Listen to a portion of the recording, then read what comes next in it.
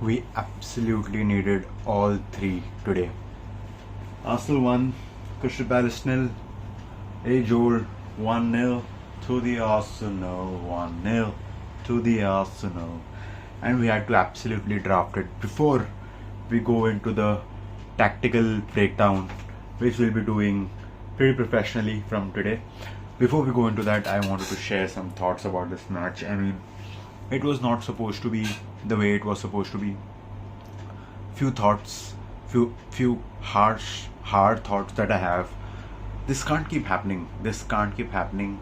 Of course, I'm an Arsenal fan. There will be a bias here because I see more Arsenal matches than other matches. But this can't keep happening. The two yellows in any universe, both those two yellows were absolutely harsh. The first one, Tomiyasu had 8 seconds with the ball and he did throw. He did throw. It's not like he kept waiting for the ball and there was no intention of time wasting there. He got a yellow card for throwing the ball after 8 seconds, and the second yellow card was not a yellow card in itself. I mean, he didn't pull, he didn't do anything. There was nothing in that. Absolutely harsh red card, and then the game changed. From absolutely dominating that game, from absolutely controlling that game, 80% almost possession, to giving up possession and going into a great low block, which brings me to the absolute top-notch genius man management by Mikel Arteta and his team in this match. So we'll come down to the tactical breakdown. Arsenal started off same team that finished off in the last match. Tomiyasu started the match. This is the starting 11 that we had. It was the same team, and we had two shapes. We had plans of two shapes. We'll bring the board here, the tactical board.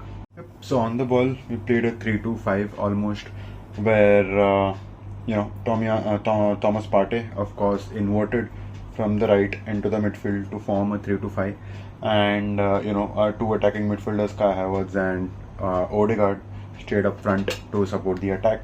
And at times, this is how we started with the game. Started to gain confidence with the ball, and then after we gained complete confidence, at times there was 3-1-6 as well.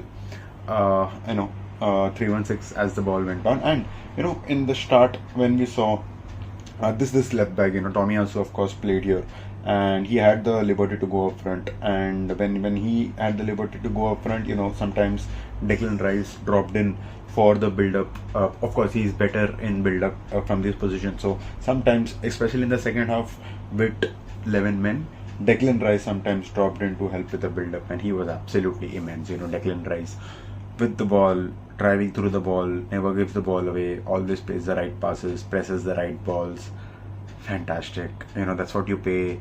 That's what you pay 100 million for, and he's delivering on that promise. Of course, so far so good. Touch wood. And yeah. So it did seem like in the start, in last match, the LHS was not really active. So it did seem like Mikel had a plan out there, sent out the boys to use the left hand side well. So Tommy did make a lot of runs there. We also saw Bukayo sometimes drift onto the left, help outnumber on the left. So that happened a few times. I think in the first 15-20 minutes there were a lot of games played on the left, and then as the game went on, maybe the muscle memory kicked in for the players, or maybe it was the plan all along.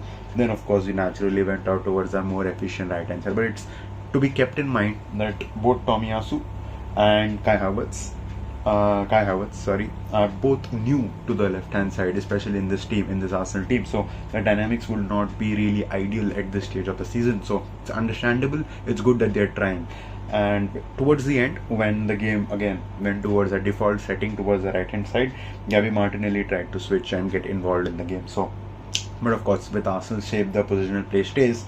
If Gabby Martinelli goes, Kai Havertz comes, drop to the wings, and so on. So this was on the ball, the dynamics that Arsenal had. Off the ball, we had a good, strong 4-4-2. It matched Crystal Palace's. I think Crystal Palace played a 4-4-1-1 or a 4-1-4-1, and Arsenal had a good, solid 4-4-2 with Eddie Nketiah and Odegaard, up front, and we had a solid 2-4 blocks off the ball. So pretty solid game. 11v11, absolutely controlled the ball, 80% possession, great game. Eddie Nketiah, what a fantastic game he had. Of course, people will talk about that one missed finish, but great The take and turn of Eddie was fantastic. He was on it. Won us a penalty. Odegaard, interesting choice of penalty again. Always wanted after the preseason, especially always wanted someone else to take up the penalty because you got really good penalty takers in the squad, and Odegaard put it in. And then the red card happened, of course, change in dynamics. Tomiyasu goes out, and then Arsenal and Arteta eats. Now they eat low blocks for breakfast. This team is drilled for low blocks. They eat them for breakfast. What we did? We did. From a 3-6-1, we went complete. We had a 6-3. So sometimes it was a 6-3, and sometimes it was a, one of the person. If the ball went forward, it was almost a 5-3-1 of sorts. So this was, absolutely great setup from Mikel Arteta and the team. Mostly it was a 6-3. And there was a lot of running, especially for these three folks. Initially, I think, if I'm not wrong, Bukayo came all the way back to the position that he started his career up front. So he was at left back, and these three folks had to run, and no wonder Mikel had to change these three folks quite often, right? I think initially it was Odegaard, Eddie Nketiah, and Kai Havertz, and Declan Rice was the one who sometimes made it a difference between a 5-3-1 and 6-3. So Declan Rice, if he went up, it was a 5-3-1, and if not, I think Declan Rice used to come back 6 back, and it was a 5-3 or 5-2-1. You can call it anything, doesn't matter. It's the idea, right? And fantastic, solid defending, great running from these three, and then came in Jorginho, man, so good on the ball. Arsenal are so lucky to have someone like a Jorginho sitting on the bench. So clean. He has the entire picture he has the entire pitch in his mind. He's so clean on the ball, so good on the ball. Started commanding the game, started commanding the fresh mind, fresh perspective of the game. So much experience. Jorginho was solid. Eddie went off. I think Kai Havertz went up front. That's what you do. That's what I said in the last video as well. Kai Havertz, if you want to keep a lead, if you want to play against big teams, keep him up front. He ran his socks off. Absolutely ran his socks off. Fantastic. Again, Kai Havertz and Zinchenko came in. That was a great game management by Arteta. Zinchenko came in to keep the ball so that when Arsenal get the ball, Arsenal can keep the ball with themselves, play around. And there was a good spell of 3 minutes when Arsenal kept the ball and sucked out any hope that Crystal Palace had from that game. Of course, the red was harsh. Of course, the refereeing was bad. There were simple throw-ins that weren't given, that weren't seen apparently, and and I wouldn't want to focus anymore on the referee because this Arsenal performance deserves a shout out. So that, and Mikel, it's smart, right? Because yellow cards cannot be seen into VAR, and Mikel should, and it cannot be appealed as well. So Mikel should really look into the souls of these referees, look into their souls, and make them understand. Some under the table appeal needs to happen, and then they owe us one. They owe us one in one of the big games. I wouldn't be shocked to see a decision going in our favor, and we deserve it. After this horrible show that they had today. But anyway, like I said, all focus on Arsenal. 1-0 to the Arsenal, 3 more points, 2 games, 2 wins, clean sheet finally. Really happy. Gabriel Magalhaes also came in pretty solid. And yeah, next match we won't have Tomiyasu.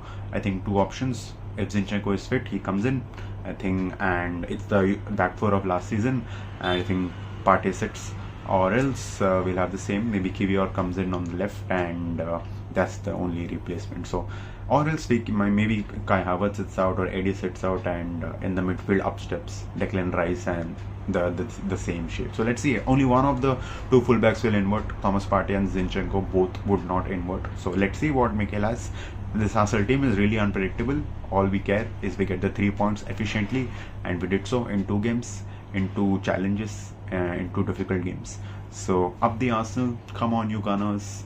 Do like this video, subscribe to the channel. Post-match reaction and tactical breakdown coming after every match. Do let me know if this was any good, and any feedback for me while using this. So thank you so much, and